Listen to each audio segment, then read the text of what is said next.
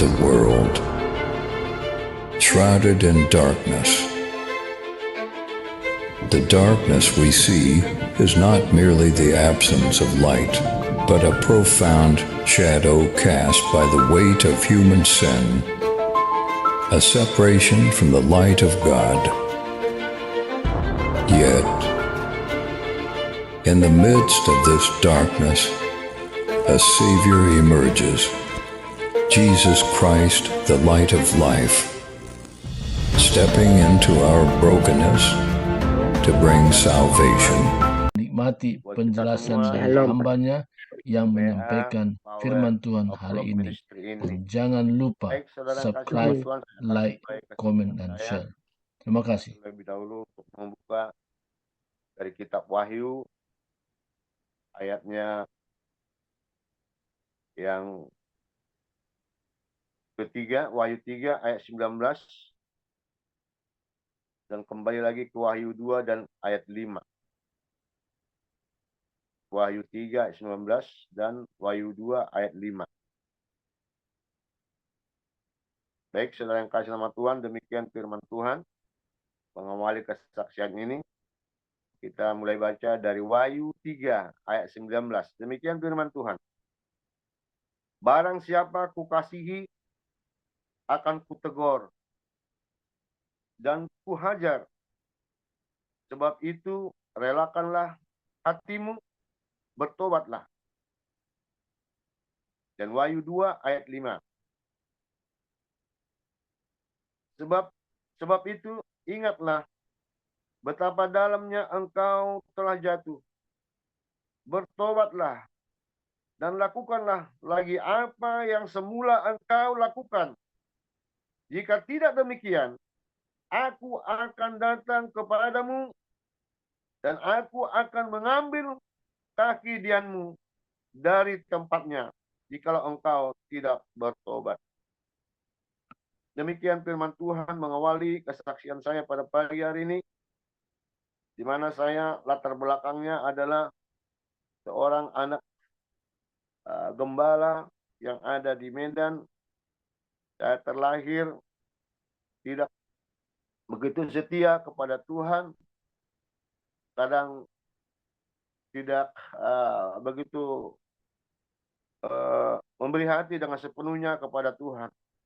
Setelah saya pemuda, saya beranjak pergi untuk merantau ke kota Jakarta ini. Dan di kota Jakarta ini, saudaraku yang kasih nama Tuhan, saya juga aktif di dalam pemuda, dan tetapi tidak merasakan bagaimana semestinya anak Tuhan. Masih dalam istilah Kristen KTP, saudara yang kekasih nama Tuhan. Kadang-kadang memakai dua kaki, kadang keduniaan tinggi, kadang di kerohanian, saudara yang kekasih nama Tuhan.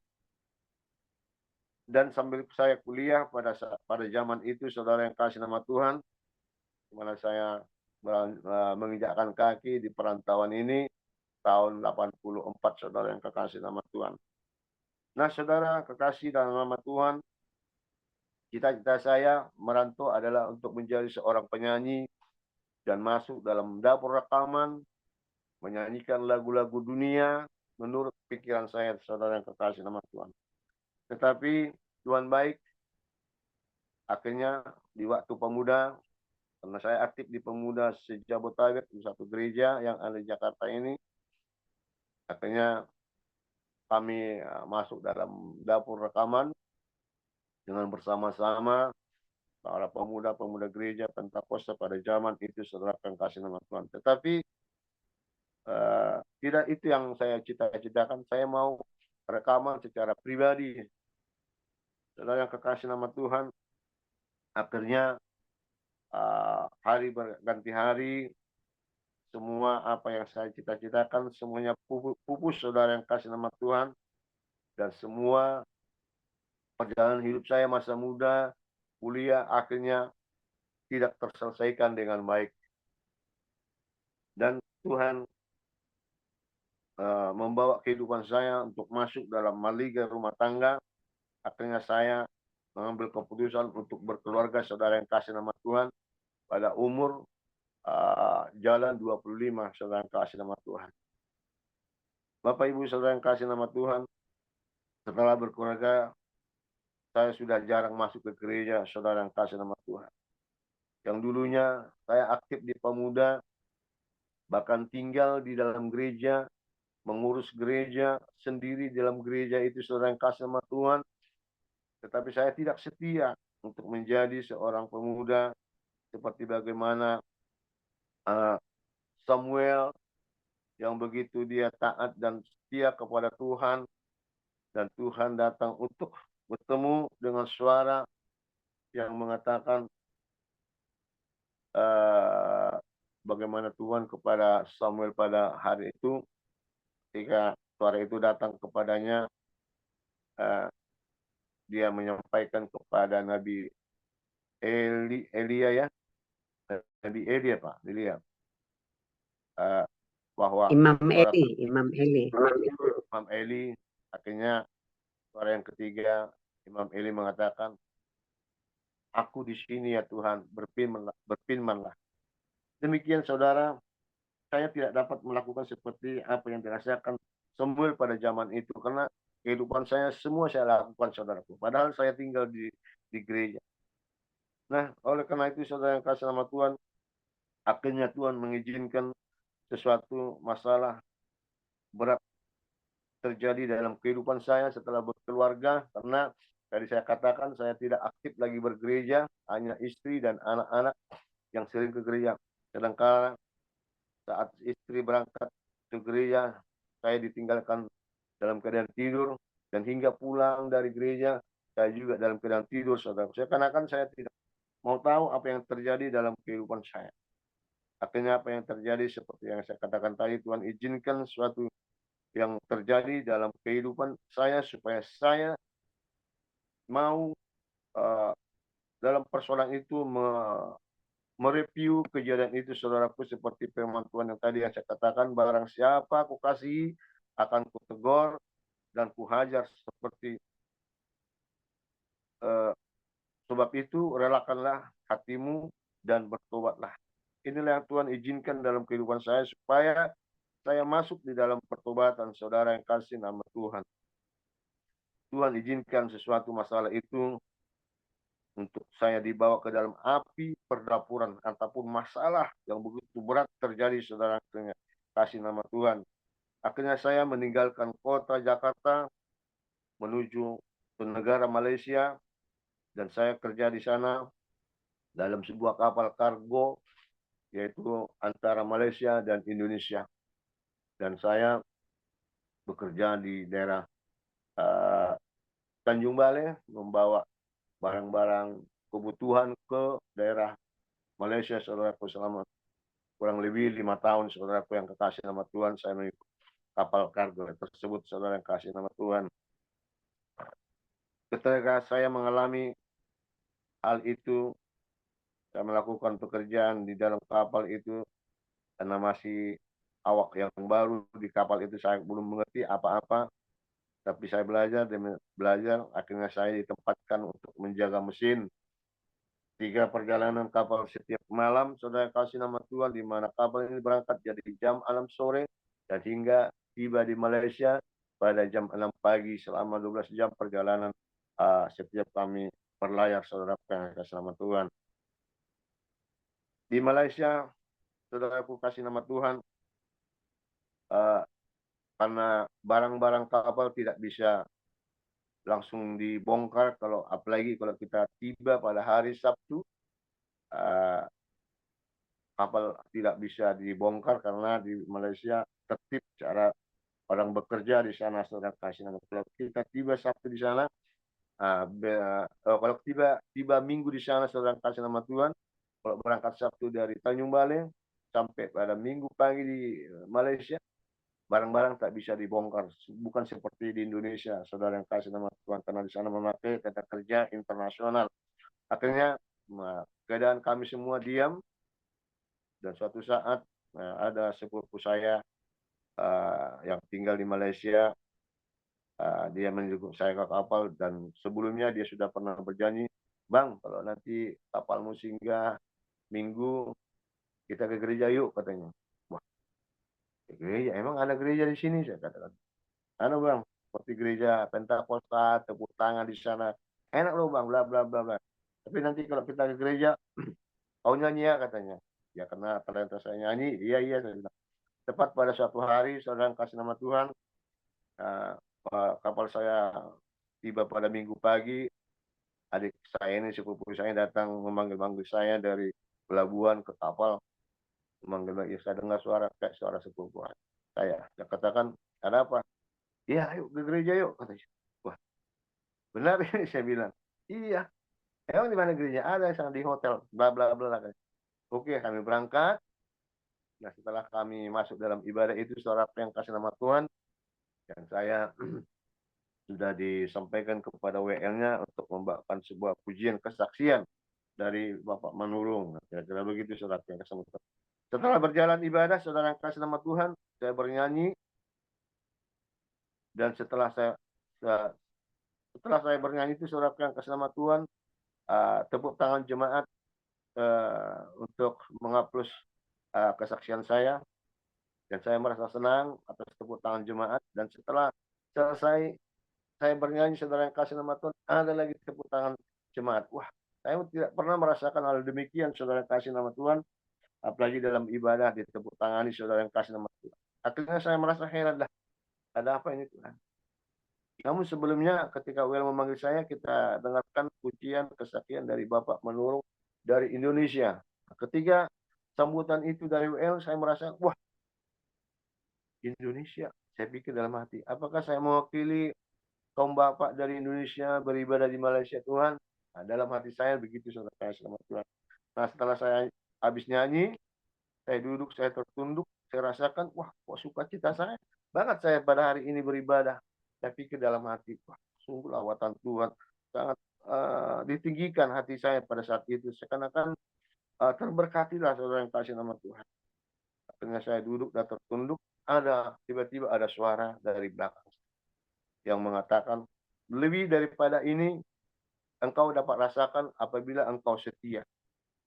Saya heran, wah, ada suara. Saya lihat ke belakang, nggak ada orang. Siapa yang bersuara? Siapa yang ngomong itu tadi? Lebih daripada ini engkau dapat rasakan apabila engkau setia.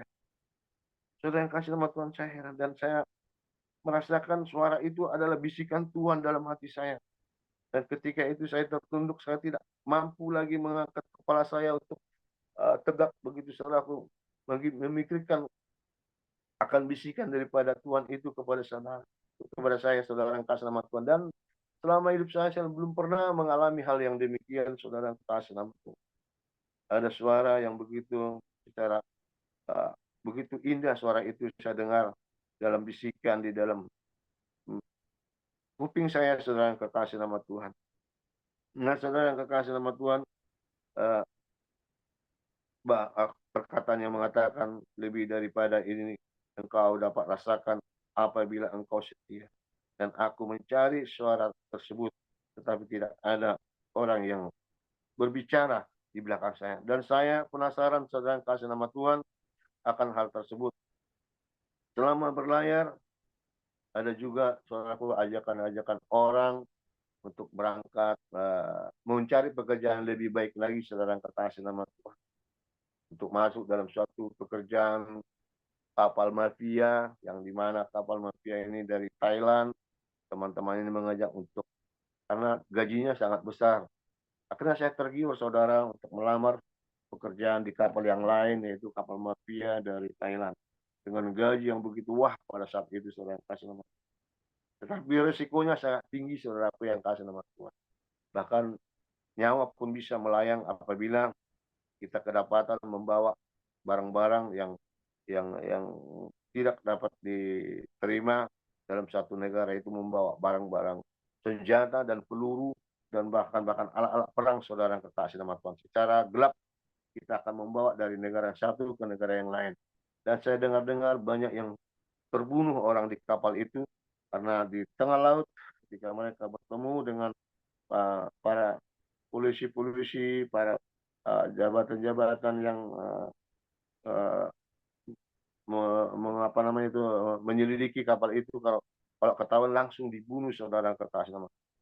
Tetapi Tuhan baik dan Tuhan tidak mengizinkan saya untuk ikut bergabung di sana saudara yang kekasih nama Tuhan. Tiba suatu waktu saudara yang kasih nama Tuhan, akhirnya saya meninggalkan pekerjaan itu dan saya kembali berangkat ke Jakarta ini saudara yang kasih, kembali lagi untuk merantau saudara yang kekasih nama Tuhan.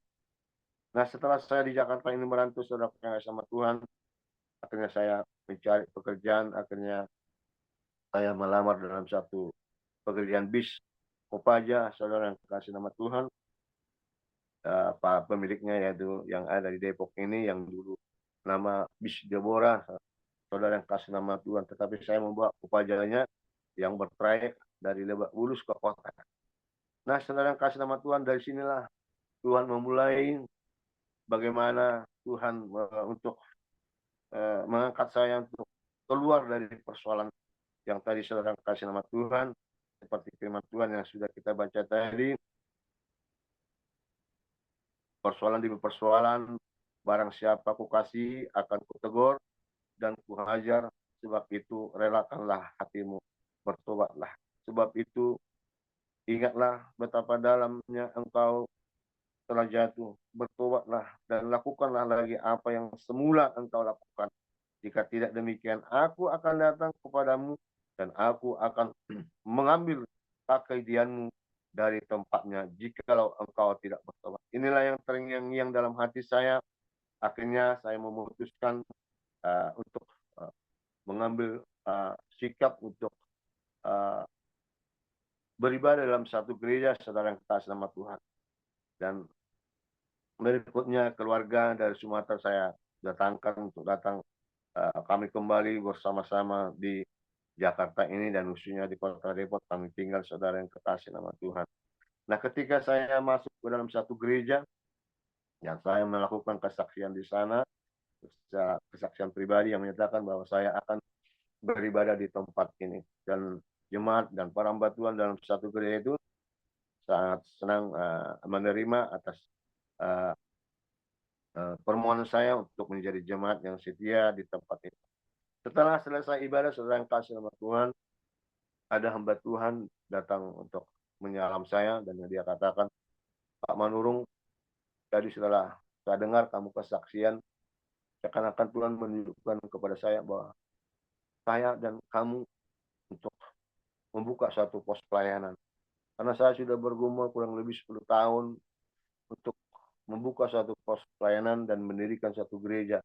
Tetapi sampai saat ini saya belum melakukan hal itu karena belum ada teman yang cocok bersama-sama saya untuk melakukan pelayanan itu. Tapi setelah saya mendengar Bapak Manurung tadi kesaksian, seakan-akan saya dikuatkan Tuhan bahwa dengan bersama Bapak kita akan membuka pos pelayanan. Saya kaget atas ajakan dari seorang hamba Tuhan itu, seorang yang kasih nama Tuhan.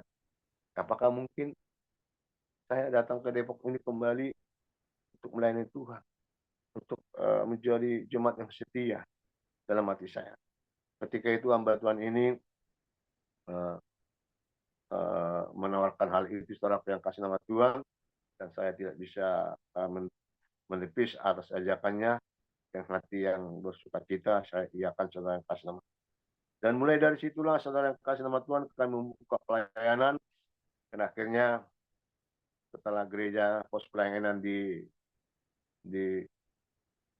diresmikan menjadi sidang saudara kasih nama Tuhan, saya akhirnya diangkat menjadi seorang penatua di gereja itu saudara yang kekasih nama Tuhan. Dan saya menetapkan di situ untuk melayani bersama hambanya yang saya katakan tadi, untuk mengajak untuk membuka pos pelayanan itu saudara yang kasih nama Tuhan. Itulah rencana Tuhan yang indah pada waktunya, sehingga hamba Tuhan ini mengikut sertakan saya untuk membuka pelayanan sampai hingga menjadi sidang jemaat saudara kasih nama Tuhan. Dan jabatan penatua pertama-tama kali saya dapatkan di gereja itu, yang habis dari situ saudara yang kasih nama Tuhan kembali membuka gereja yang baru lagi, dan kurang lebih saudara yang kasih nama Tuhan sudah ada 4 gereja yang saya ikut ambil bagian untuk membuka gereja yang sama di Kota Depok ini saudara kasih nama Tuhan. begitulah cara Tuhan. Akhirnya satu waktu apa yang saya alami di Malaysia dulu lebih daripada ini yang kau dapat rasakan apabila engkau setia. Dan saya bertanya-tanya dalam hati saya, karena apa sih jawaban daripada perkataan Tuhan itu? Rupa-rupanya saudara yang kasih sama Tuhan, ketika saya bernyanyi di Malaysia ini, Tuhan mau membuat saya untuk lebih terkenal lagi. Tuhan membuat saya untuk berkarya lewat cara Tuhan, seorang kasih nama Tuhan. Akhirnya saya menciptakan lagu yang dulunya saya tidak bisa menciptakan lagu. Akhirnya saya bisa menciptakan lagu dengan cara Tuhan yang tidak dapat kita pikirkan, saudara yang kasih sama Tuhan. Akhirnya kami masuk rekaman dan berhasil rekaman itu yang sampai sekarang di YouTube ada dengan judulnya Pentapois.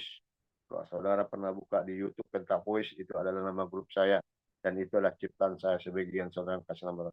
Dan kedua, masuk lagi dalam dapur rekaman dan itu semua ciptaan saya full dan bersama orang-orang yang menyanyikannya, saudara yang kasih nama Tuhan. Tetapi karena pada zaman itu terjadi COVID, saudara yang kasih nama Tuhan, akhirnya perubahan cara beredar kaset jadi berubah menjadi di YouTube, saudara yang kasih nama Tuhan.